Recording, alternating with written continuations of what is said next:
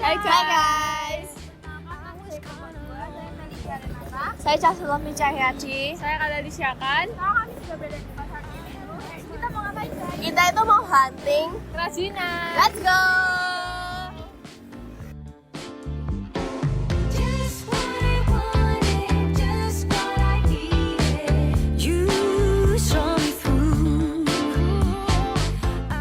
Selamat pagi Bu, perkenalkan kami dari sekolah SMA Regina Pacis Surakarta.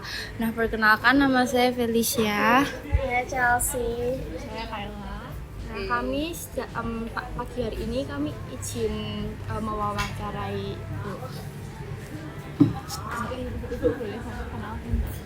Boleh. Saya Nana, kalau di sini biasa dipanggil Nana. Kebetulan saya ketua paguyuban di sini. Kita sama nih, satu alma mater. Saya alumni Unisri juga. Unisri, Ursulin juga. Kalau barang-barang itu kebanyakan sekarang pengrajin yang datang. Kecuali yang benar-benar barang antik. Barang antik itu identik dengan barang lawasan. Di Triwindu itu ada 115 pedagang.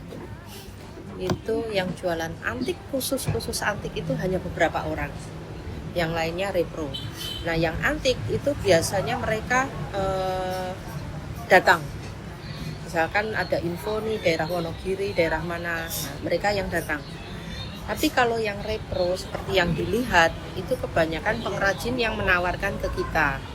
Di macam-macam seperti yang dilihat kan ada topeng, ada yang kayu-kayu. Topeng yang kayu itu kebanyakan Wonogiri sama Jogja. Kemudian kalau yang lampu itu dari Klaten. Kemudian di sana tadi mungkin sempat dilihat ada patung-patung Buddha. Itu bahan dasarnya kan kuningan, cuman dia diproses kayak zaman Majapahit, hijau-hijau gitu. Itu dari Trawulan Jawa Timur. Yang piring itu dari Jawa Barat. Jadi sebenarnya banyak dari masing-masing provinsi itu mereka ada pengrajinnya yang menawarkan ke kita. Nah, yang jadi lucunya, walaupun mereka menawarkan dari Jawa Barat, Jawa Timur, itu juga ada pedagang antik di daerah itu. Mereka kulaannya di sini. Mungkin pernah ke Jakarta, ke Puncak, jalan belum. Coba kalau ke Jakarta, ke Puncak itu sepanjang jalan itu ada kayak barang-barang antik. Mereka kulaannya di sini.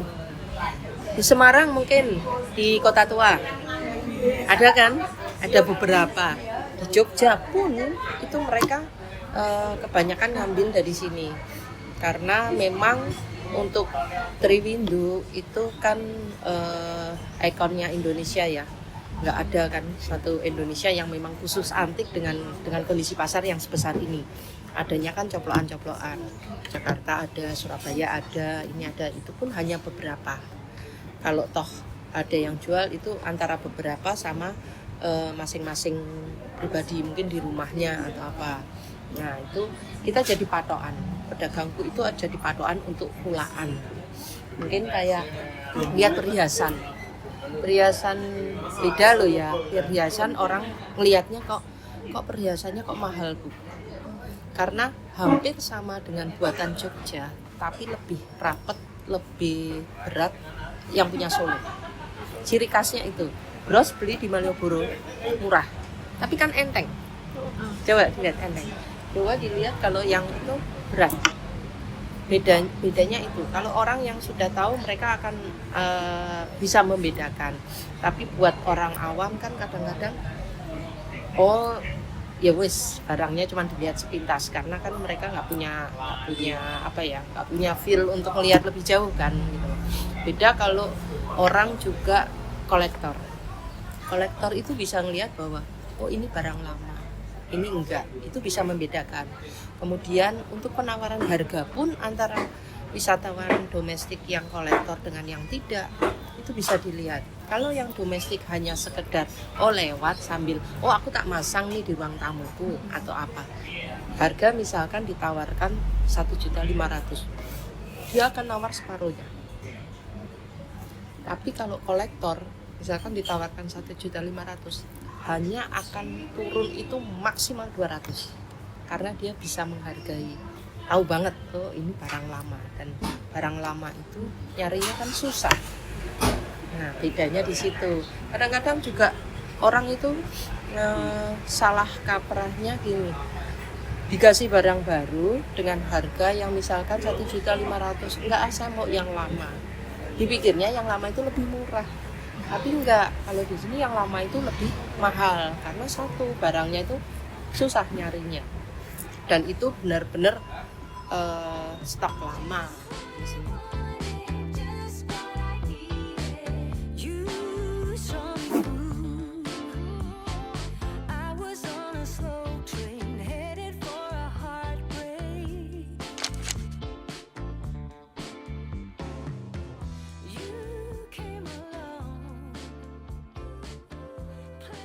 Nah, sekarang kita ini udah pindah lokasi nih guys. Jadi kita itu pindah ke Museum Keris. Let's go, let's go. Keris sendiri kita ngobrol langsung ya. Keris itu merupakan senjata asli Nusantara. Nah, kalau ditanya lahirnya di mana, itu secara data arkeologis menyebutkan keris itu asli Pulau Jawa. Nah, ntar tersebar ke seluruh wilayah kepulauan Indonesia lewat perangan, perdagangan maupun jalinan persahabatan antar kerajaan zaman dahulu. Nah, jadi Kak, bisa dilihat nih, ada beragam jenis keris dari seluruh wilayah Nusantara. Contohnya nih, itu Bali tuh, Bali.